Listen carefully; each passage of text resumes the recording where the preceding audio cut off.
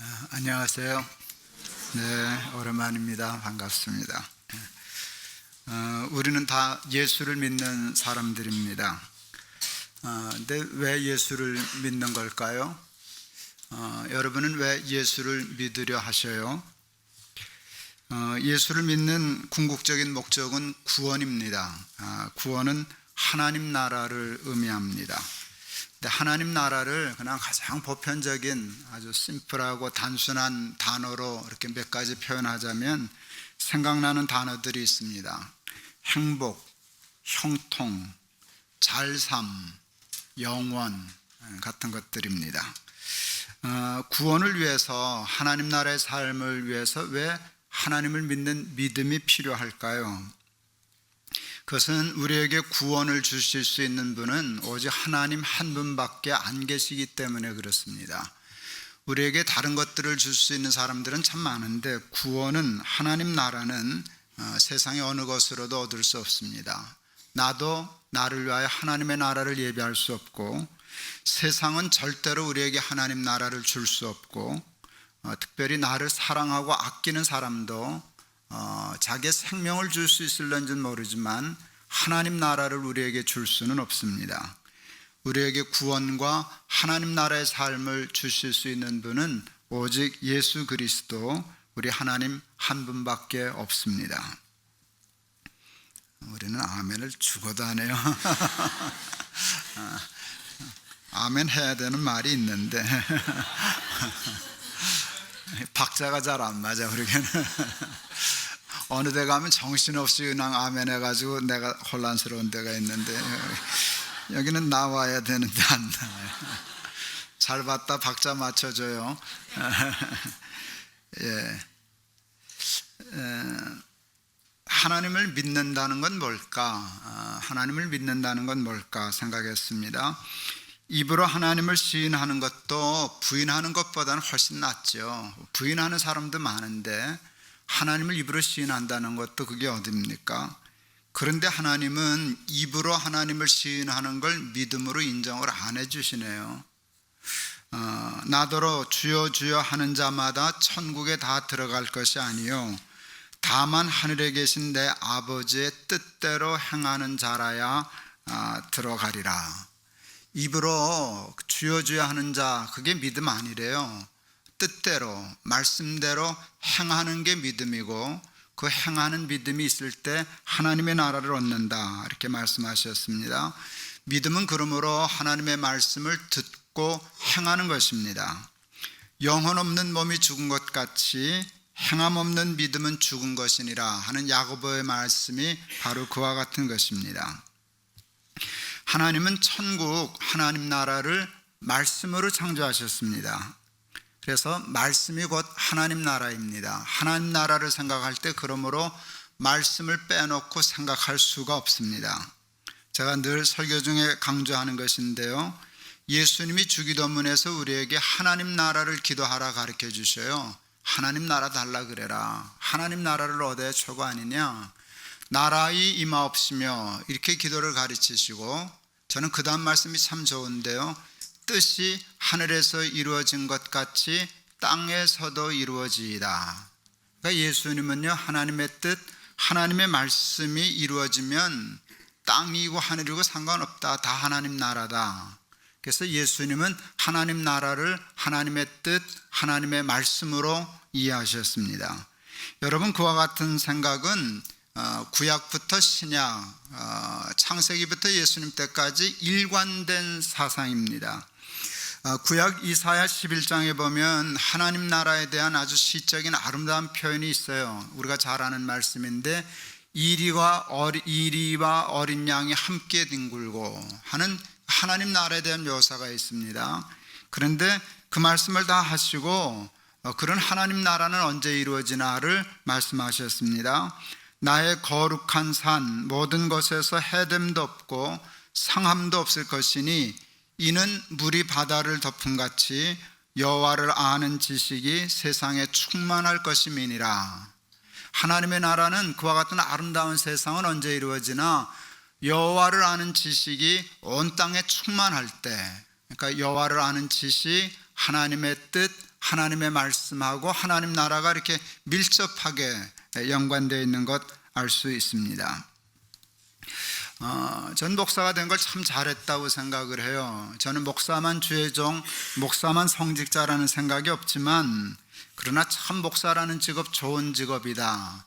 제가 목사를 왜 좋은 직업으로 보는가 하면은요, 말씀을 붙잡아야 되기 때문이에요. 여러분 성경 읽는데 돈 안 받죠? 성경 읽는다고 우리가 돈 안 주죠? 저는요 돈 받고 성경 읽잖아요. 그래서 그 돈 안 받고 성경 읽는 교인하고 돈 받고 성경을 읽는 목사는 성경 읽는 식이 틀려요. 책임감이 있어요. 말씀 이거 뭐 찾아내야 되는데, 여러분 저 월급 주고 뭐 달라고 지금 여기 앉아 조르고 계시는 거잖아요. 내놔 하고 지금 있잖아요. 그러니까 목사는 성경을요 그냥 읽을 수가 없어요. 여기 뭐가 있는데 찾아야 돼요. 그래서 찾고 공부하고 찾아내서 이걸 매주 이렇게 설교를 해요. 그렇게 직업이기 때문에 하다 보니까 성경을 깊이 읽게 됐어요. 그러니까 자꾸 찾다 보니까 성경이 보이기 시작했어요. 그러니까 이해되기 시작했어요. 이거 참 좋은 일이다. 성경을 직업적으로 읽는다는 것 참 좋은 일이다 하는 생각을 저는 많이 했어요. 이렇게 설교하기 위해서 찾다가 성경 속에서 하나님 나라의 원리들을 참 많이 발견하게 됐어요. 이게 하나님 나라의 원리구나, 이렇게 살면 하나님의 나라가 되는 거구나 하는 것을 깨달아요. 그건 얼마나 기쁜 일인지 몰라요. 근데 머리로 이해가 돼요. 깨닫고 머리가 이해돼요. 그러면 참 기뻐요. 그런데 그건 잠깐이에요. 기쁨은 잠깐이고요, 엄청 힘들어요. 맞기는 맞는데, 하나님의 말씀이 맞는 것 같은데 살려면 힘들어요. 제가 전에 있던 교회 동안교회 있을 때 LA를 갔었는데요. 어느 장로님 그 조카가 LA에 갔더니 제 설교 테이프를 그렇게 열심히 듣더랍니다. 미국에 있는 교인들이 그때 제 설교 테이프를 참 많이 들었어요. 제 설교를 듣기에 너 김 목사님 설교 좋으냐 그랬더니 좋다고. 그때 그 장로님이 그러셨다던데요. 조심해라. 듣기는 쉬운데 살기는 너무 어려워. 그래서 이게 참 명언이라고 생각했어요. 듣기는 쉬운데 살기는 참 어려운 게 하나님의 말씀이에요. 왜 그런가? 그 말씀은 말씀 속에는 하나님 나라의 삶을 사는 원리들이 있어요. 이렇게 원리들이 있어요. 보물지도 같은 게 있는데 이 세상에도 세상을 움직이는 원리가 있거든요. 방식이 있어요. 흐름이 있어요. 이게 같으면 참 편할 텐데 세상이 다 그렇게 사는데 하나님도 그렇게 살라 그렇게 하면 잘 됐네, 내 생각도 그런데 다른 사람들도 다 그렇게 사는데 그러면 얼마나 쉽겠어요. 따라가면 되는데. 근데 세상이 다 이렇게 여러분 오른쪽으로 간다라고 하면 하나님은 고집스럽게 아니야 왼쪽이야 이르실 때가 비일비재하다는 거예요. 근데 세상은 다 일로 흘러가는데 혼자 역행을 하자라고 하는 일이 바보스럽기도 하고 왕따 당하기도 하고 도무지 앞이 보이지도 않고 그러단 바보 되겠다. 이 세상에서 어떻게 사나? 제가 담임 목사가 굉장히 일찍 됐었는데 설교 좀 강하게 했어요. 본래 좀 강하게 했지만 하도 강하게 하니까 연세 많은 어른 장로님이셨는데 참 신사셨어요. 인격적으로. 근데 힘드셨는지 저를 조용히 찾아오셨어요. 조심조심 말이 안 떨어지시는 걸 입을 떼셨어요. 목사님 말씀 옳습니다. 저희도 다 압니다. 그런데 목사님 세상을 몰라도 너무 모르십니다. 목사님 말씀대로 하면 장사 못합니다. 우리 교회 못 나옵니다. 교인들 안 옵니다. 1년에 한두 번만 그렇게 강한 설교하시고 격려하고 위로하고 축복하고 그런 설교를 좀 해달라고. 지금껏 됐으면 조금 타협이 됐을는지 모르겠어요. 그때 30대 앞이 안 보이는 이 깜깜한 목사가 가만히 대꾸도 안 하고 있다가 다음 주일날 그 설교 한 번 더 했어요. 그 본문 그 설교 가지고 또 했어요. 뭐라 그러면 한 번 더 하려고 그랬고 뭐라 그러면 그만두려고 그랬어요. 근데 그렇게까지 강할 필요는 없었는데 원칙은 지금도 마찬가지예요. 제가 생각했어요.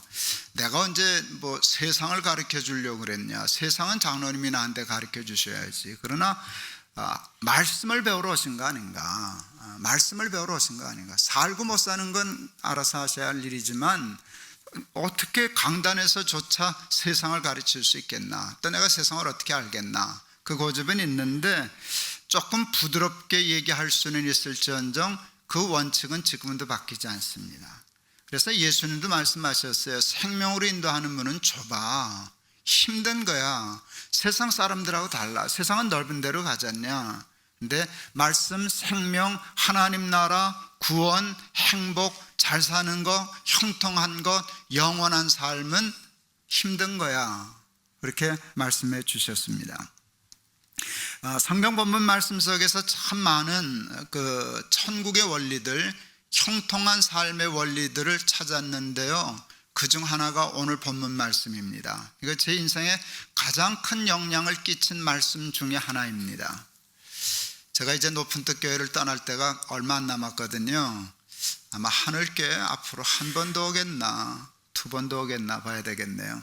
이제 한 번 많이 오면, 두 번 오면 이제 끝이에요. 그러니까 뭐 그렇다고 제가 죽는 건 아닌데 설교가 자꾸 유언 쪽으로 가는 것 같아요. 요거 이제 한 번밖에 안 남았는데 우리 교인들한테 요거 꼭 주고 싶은데 하는 것들이 좀 있어요. 그런데 그 마음으로 이렇게 설교를 이렇게 생각하는데 그냥 이 말씀 해드리고 싶었어요. 사실은 늘 자주 하던 말씀인데 이 말씀을 해드리고 싶었어요. 이 말씀은 제 나름대로 간증이 있는 말씀이에요. 그리고 이 말씀이 쉽지는 않았지만 이 말씀대로 살려고 다 살지도 못했지만 살려고 애만 썼는데도 약속대로 형통한 삶의 복을 받았어요. 그래서 사실은 제 아들 셋, 손주 5에게 이 말씀은 꼭 때려서라도 가르쳐 주고 싶어요. 그래서 여러분을 때리지는 못하지만 여러분들에게 이 말씀을 꼭 전해드리고 싶었어요. 이 말씀을 통해서 제가 배운 천국의 원리, 형통한 삶의 원리, 하나님의 축복을 받고 사는 원리는 주를 위하여 쓰면 풀린다라는 것이었어요. 주를 위하여 쓰면 풀린다. 우리 그 동안교회부터 우리 높은 뜻 승리교회 때까지 저와 함께 저를 도와서 사무장을 해주시는 집사님이 남궁 집사님이셔요. 남궁벽 집사님. 제가 동안교회 있을 때 집사님이 참 욕심났어요. 사무장 장로님이 이제 6월 말까지 하면 정년이셔서 1월 달에 제가 7월 1일부터 집사님 사무장 좀 해주세요 하고 부탁을 드렸더니 그분이 흔쾌히 승낙을 해주셨어요. 큰 보물을 얻은 줄 알고 기뻤어요. 그런데 문제가 생겼습니다.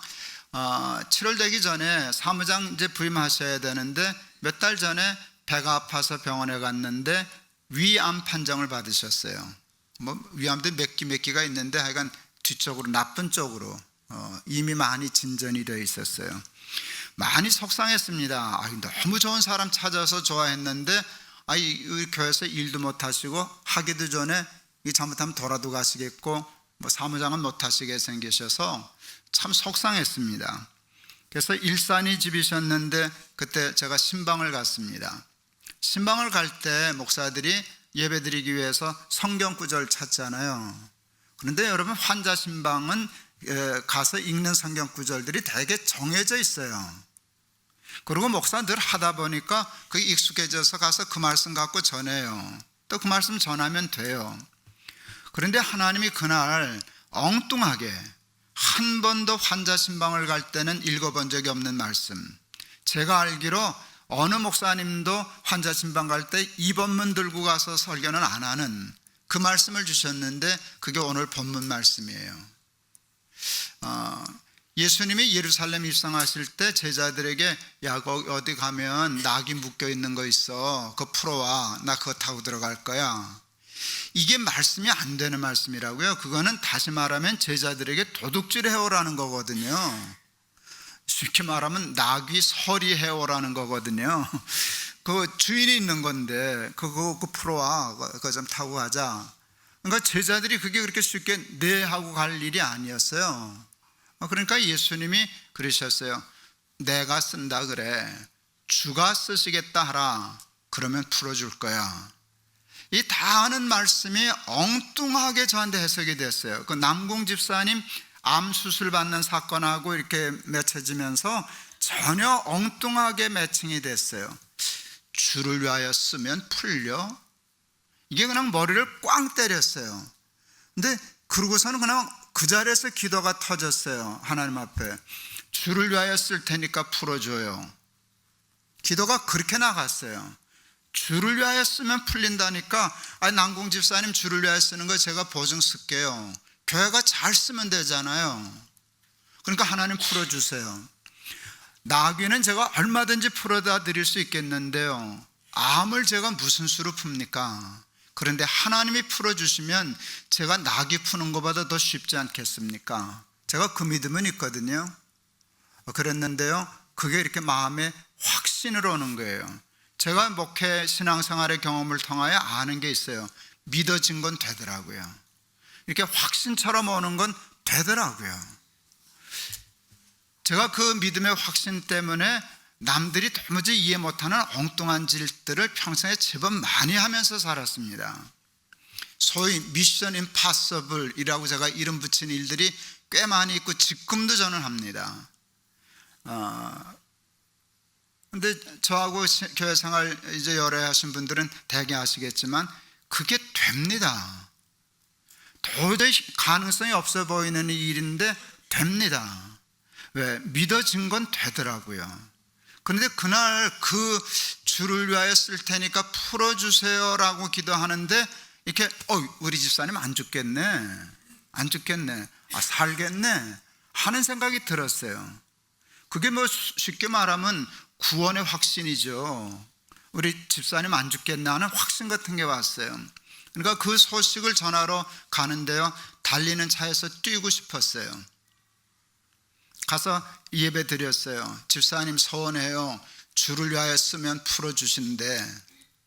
여러분 입장을 바꿔놓고 생각해 보세요. 지금 잘못하면 죽을 수도 있는 그 선에 있는데 이 메시지가 얼마나 그 위력적이었겠나. 눈물 콧물 다 쏟고 뭐 부흥회도 그런 부흥회가 어디 있겠어요. 그러고 예배 드리고 왔어요. 수술했어요. 위 다 드러냈어요. 위 완전 제거했어요. 창자끼리 붙이셨어요. 그 물 3모금을 못 남기셨다 그러시더라고요. 이게 저장 공간이 없으니까. 그러니까 수시로 뭐 조금씩 한 숟가락 두 숟가락 그렇게 물 3숟가락 넘기면 이게 목에 찼다고 그러셨어요. 지금 얼추 계산해 보시니까 20년째 생존하고 계시는데, 20년 더 되셨는데요, 풀린 거 맞죠? 풀린 거 맞죠? 지금도 건강하신데요. 지금 돌아가신다 그래도 위암 때문에 죽었다 그렇게 하면 그 양심 불량이죠. 위 다 잘라내고 20년을 건강하게 사셨는데, 지금 80 넘으셨는데요. 이거 그냥 단순한 사건인데요, 저한테는 간증이 있는 사건이 맞네, 그게 주를 위하여 쓰면 풀리는 거 맞네. 그래서 제가 뭐에 막히는 일이 있거나 뭐 풀려야 할 일이 있을 때 제가 찾은 건 그예요. 이걸 풀려면 그냥 입으로만 주여 주여 풀어달라 그러지 말고 하나님 앞에 서원해야 되겠다. 주를 위하여 쓸 테니까 풀어주세요. 그게 제 삶의 어떤 신앙의 비법이 되었어요. 아들 셋을 기르면서 그래도 자식을 위해서 예배가 늘 기도하죠. 아이들 위해서. 근데 이 사건 이후에 자식을 위한 기도가 간단해지기 시작했어요. 자, 애들 위해서 기도할 때는요, 종에 써가지고 몇 장씩 A4 용지 써가지고 그거 바를 정자 써가지고 100번씩 이루고 기도하거든요. 또 그런 기도의 간증도 제가 있고요. 또 아이들이 기도를 부탁해요, 가끔. 그렇게 하면 그거 가지고 제가 기도문을 쭉 써서 하나님 앞에 내가 100번 기도해 주마 그러고 다니면서 읽어요. 그런 거 읽고 한 번 쓰고 이렇게 그랬는데, 이 이후로 기도가 간단해지기 시작했어요. 하나님 우리 부혈이 쓰세요. 하나님 우리 지혈이 쓰세요. 하나님 우리 정렬이 쓰세요. 저는 주를 위하여 쓰면 하나님이 그 길을 열어주시고 풀어주신다는 확신이 있어요. 큰아이는 교수하고요, 둘째 아이는 영어하고요, 셋째 아이는 패션 디자이너 한다 그러다가 이게 바뀌어서 지금 목사를 해요. 뭐 큰아이 공부하는 건 공부해도 요즘 뭐 교수 자리 어렵지만 그래도 확률이 제일 높잖아요. 근데 영화, 패션 디자이너 이거 정말 골치 아픈 직업이거든요. 영화도 밥 먹기 어렵고요, 또 패션 디자이너 이건 뭐 이런 사람 몇 사람만 밥 먹고 사는 거예요. 이게 영 힘든 거예요. 근데 둘째 놈, 셋째 놈이 그걸 한다 그럴 때도 제가 조금 더 걱정하지 않았어요.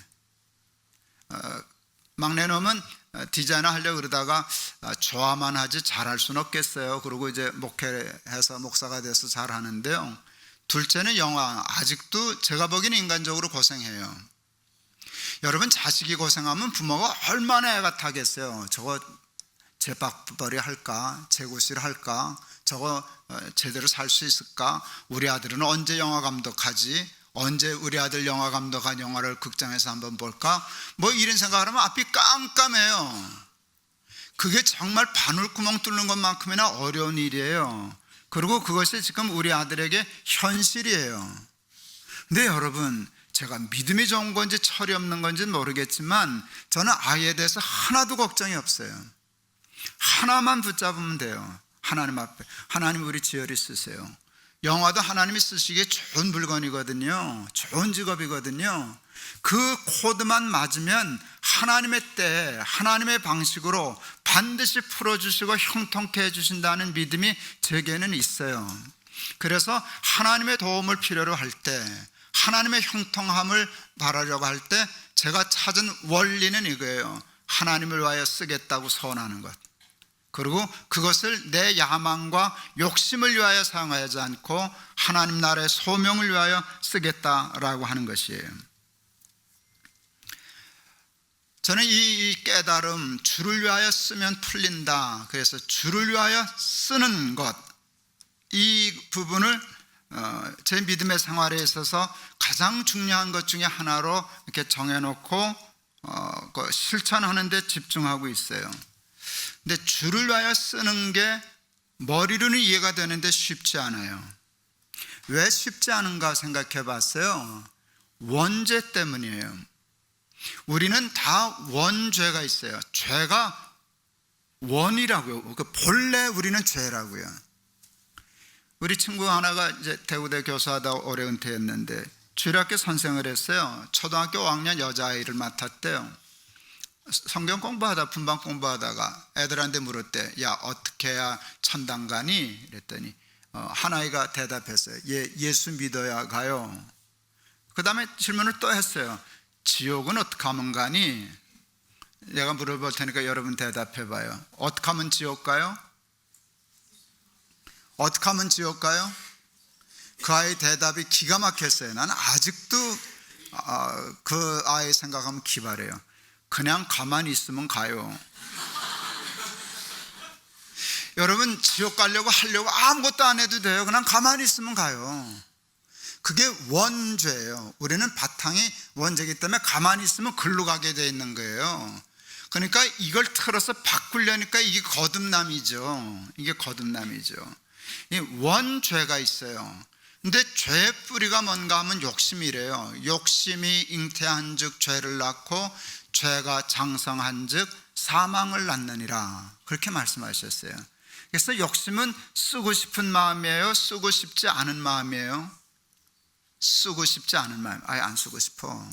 욕심은 깔고 앉고 누리고 이렇게 감춰두고 이런 거예요. 쓰기 싫어요. 그러니까 쓰려고 손을 펴려면 이게 안 펴지는 거예요. 이거를 자꾸 훈련해가지고 쓰는 훈련을 해야 여러분 우리의 삶에 주를 위하여 쓰면 풀린다라고 하는 그 원칙의 증인이 될 수 있어요. 쉽지 않아요, 아직도. 그러나 정말 평생이다시피 조금씩 노력하다 보니까 이것도 늘어요. 저는 당뇨 환자이기 때문에 운동에 늘 이렇게 스트레스를 받아요. 어떻게 하든지 운동하려고 그래요. 이제 점점 오래돼서요, 운동하는 시간을 점점 많이 늘렸어요. 이제 집에서도 운동 많이 해요. 오늘 새벽에 일어나서 저는 운동하고 왔어요. 스트레칭도 하고 뭐 하여간 정하는 운동도 하고 그러는데요, 간편하게 할 수 있는 운동 중에 하나가 이런 팔굽혀펴기 운동이에요.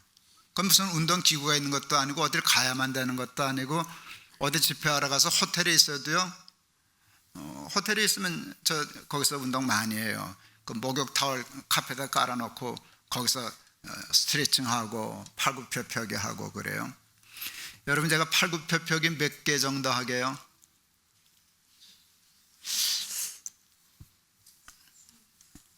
지금 좀 줄었네요. 제가 한 80개 정도 했었어요. 괜찮죠? 근데 운동 늘 하는 사람들은 별로 신통하게 생각 안 하는 거니까. 여러분, 누구나 80개, 100개 할 수 있어요. 몇 달만 꾸준히 매일 하면 그건 돼요. 참 신기해요. 여러분, 힘은 쓰면 늘어요, 줄어요?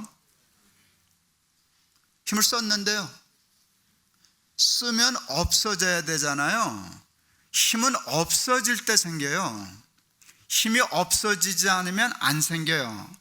제 말 지금 알아들으시는 중이시죠? 처음엔 3개도 못했어요. 당연히 안 되죠. 3개를 어떻게 해요? 그런데 3개가 안 될 때 시작하는 거예요. 그리고 3개 할 때 70개, 80개 하려고 되면 뭐 하지도 못하거든요. 안 돼요.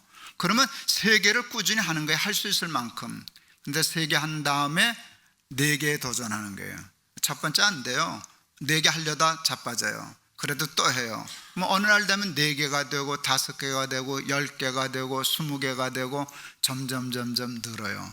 이게 하나님의 원리예요. 쓰면 자꾸 늘어요. 재능도 마찬가지예요. 많은 분들이, 연세 드신 분들이 아유, 목사님 내 나이 돼봐요, 이쪽 귀로 듣고 이쪽 귀로 다 잊어버려요. 여러분, 그게 나이 많아서 기억력이 나빠지는 게 아니에요. 나이가 들어서 기억력이 나빠지는 게 아니라 머리를 안 써서 나빠지는 거예요. 나이 들어서 공부를 안 하고 책 안 읽고 그래서 그래요. 저희 어머니 올해 97이세요.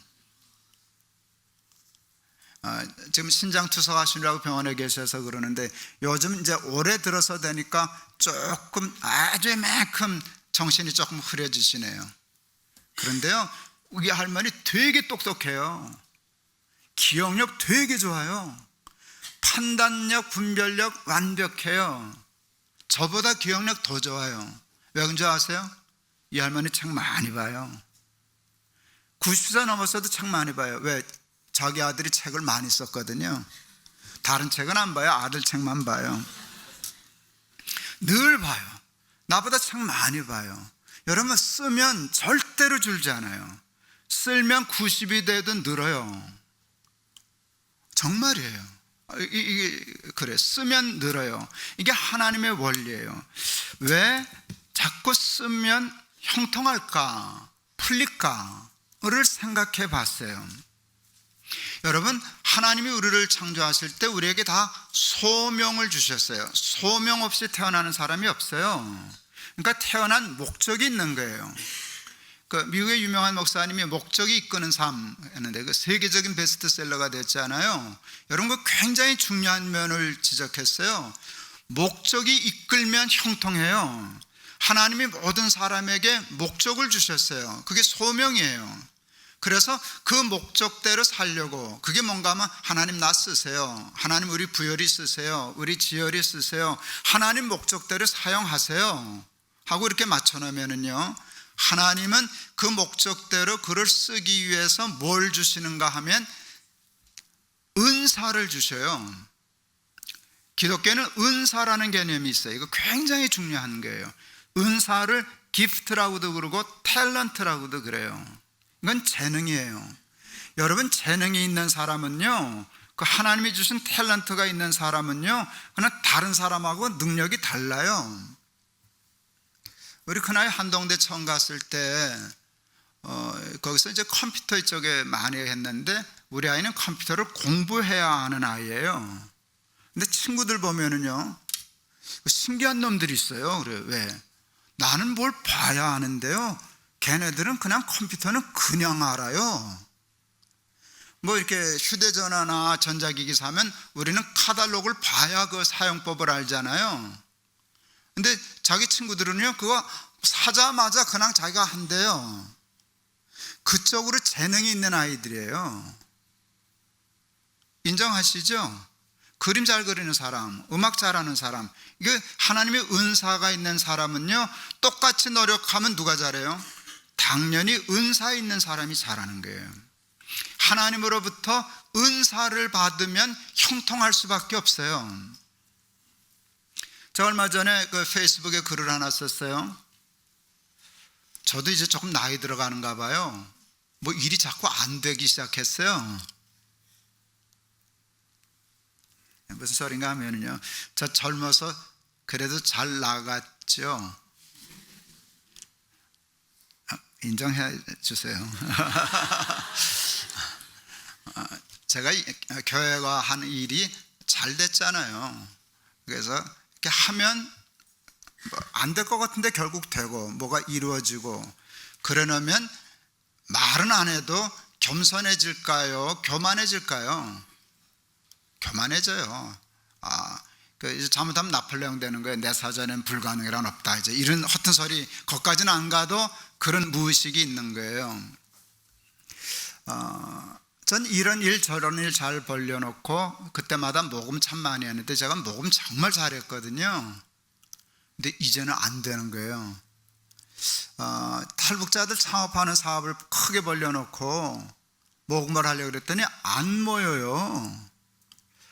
그게 금방 눈치챘어요. 내 때가 지났다, 내 전성기가 지났다. 그거 빨리 알아야 돼요. 그거 모르면 안 돼요. 그리고 그냥 그거를 그냥 받아들이는 거예요.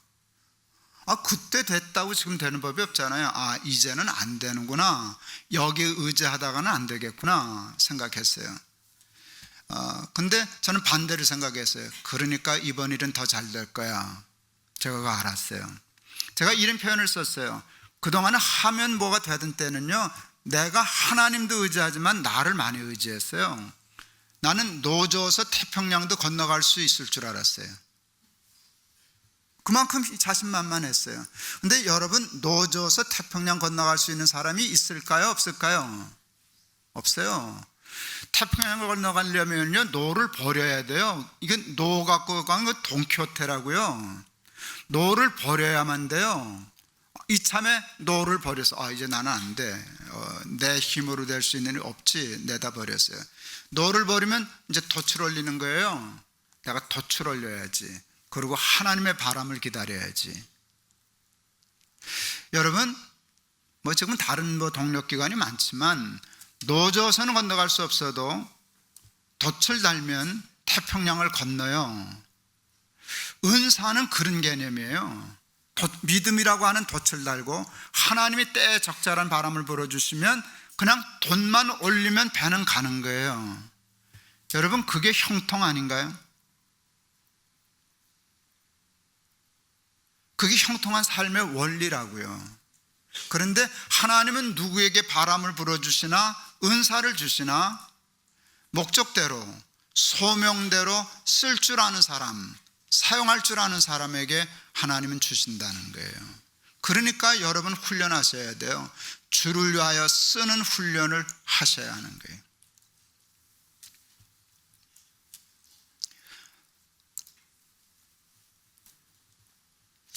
제가 어느 날 저희 집 재산을 이렇게 계산했어요.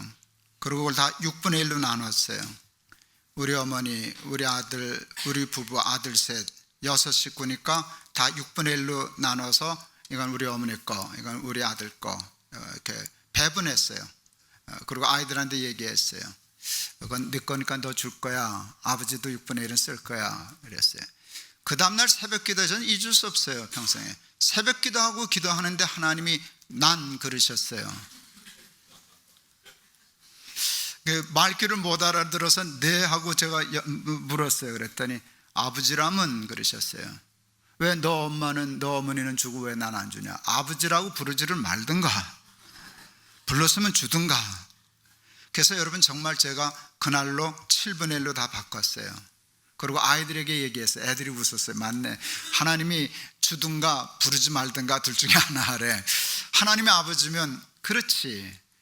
이거 굉장히 중요한 사건이었어요. 내가 하나님을 위하여 쓰는 기준이 설정된 것이었어요. 나중에 그보다 조금 발전 더 많이 했어요. 그런데 7분의 1부터 시작했어요. 7분의 1은 하나님 거다. 저는 뭐 그렇게 극단적이고 금욕주의자 아니에요. 저는 저를 위해 쓸 줄 알아요. 뭐 살 줄도 알고 쓸 줄도 알고 먹을 줄도 알고 놀 줄도 알고. 저는 그게 건강한 거라고 생각해요. 그런데 나를 위하여 뭐를 쓸 때 그때부터 늘 하나님 생각하기 시작했어요. 하나님도 하나 해드려야지. 아마 그때쯤 좋은 보일러 광고가 나왔어요. 그러나 그 광고가 제일 명광고라고 생각하는데, 그 광고 카피가 이거예요. 여보, 아버님 댁에 보일러 한 대 놔드려야 되겠어요. 이거 기가 막힌 광고예요. 아마 모르긴 해도 그 광고 때문에 보일러 되게 많이 팔렸을 것 같아요.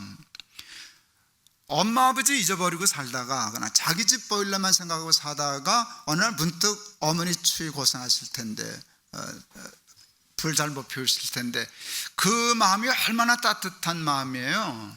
제가 그날부터 생각했어요. 하나님 한 대도 보일러 한 대 놔드려야지. 차를 바꿀 때, 뭘 할 때, 내가 좋아하는 것들 할 때마다 하나님도 하나 사드려야지. 이제 그런 마음으로 훈련하기 시작했어요. 그래서 온전한 11조도 하고, 가난한 사람 위해서도 목도 하고, 늘 몫을 떼면서 흘려보내는 일을 하기 시작했는데, 여러분 맞아요. 그러니까 정말 점점 더 삶은 형통해요. 하나님의 바람이 더 잘 불어요. 욕심 부리지 않고, 나만 먹고 살겠다고 생각하지 않고 하나님을 위해서 몫을 떼기 시작할 때 삶이 건강해지고 자식들도 형통해지고 교회도 건강해지는 거 제가 증인이에요. 여러분 혼자 다 써도 다 모자랄 만큼 하나님은 이렇게 넉넉하게 해주시지 않아요. 그래도요, 작은 것도요, 아끼고 절제해서요, 낯설 거 쓰고, 저축할 거 저축하고, 자식을 위해서 준비할 거 준비하고, 쭉 그러고 남은 거라도 꼭 자식을 생각할 때 하나님도 생각하고, 이웃도 생각하고, 그래서 흘려보내는 일, 쓰는 일을 하기 시작하면 여러분, 하나님이 불어주시는 바람, 덫에 달고 힘든 세상 태평양도 건너가는 그런 경험 하게 될 줄을 믿습니다. 형통함의 원리를 깨달으시고 주를 위하여 쓸 줄 아는 사람 되셔서 세상의 모든 얽혀있는 문제들을 쉽게 풀고 승리하는 삶 살아가는 저와 여러분 다 되시기를 바랍니다. 기도하겠습니다. 듣기는 쉬운데 살기는 아무리 생각해도 어렵습니다. 그러나 도전하게 하옵소서. 욕심으로 말미암은 원죄, 그것이 우리의 삶을 다 얽어매고 있습니다. 형통의 삶을 불통의 삶으로 만들어 놓고 있습니다. 우리의 욕심을 제어하고 하나님과 하나님의 나라를 위하여, 하나님이 기뻐하시는 일들을 위하여 쓸 줄 아는 훈련하게 하옵소서. 그리하여 우리의 노로, 우리의 힘으로 힘든 세상 항해하지 않게 하시고 하나님이 부르어 주시는 바람, 덫에 담고 형통의 원리를 몸으로 체험하며 이 땅에서도 천국의 삶 살게 하옵소서. 예수 그리스도의 이름을 받들어 기도하옵나이다. 아멘.